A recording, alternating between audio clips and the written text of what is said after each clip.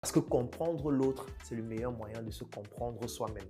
Et lorsque je comprends l'autre, ça veut dire que je puise un peu d'inspiration dans ce que l'autre fait afin de pouvoir développer mon inspiration personnelle et tout naturellement ma créativité.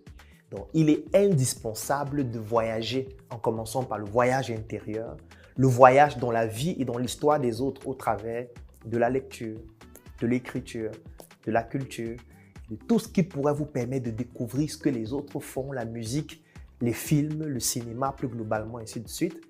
Et en plus de cela, il y a maintenant le voyage purement physique. Et dans le voyage physique, qu'est-ce que je mets? Le fait d'aller dans d'autres pays, dans d'autres villes, pour découvrir comment les autres vivent, pour découvrir d'autres modes de pensée, pour découvrir d'autres organisations de la société, pour découvrir comment est-ce que les autres s'organisent, comment est-ce qu'ils pensent, comment est-ce qu'ils réfléchissent. C'est l'un des moyens qui permettra aussi de développer de manière très importante votre créativité. Un autre voyage très important, c'est le voyage dans la nature, ce qu'on appelle le biomimétisme.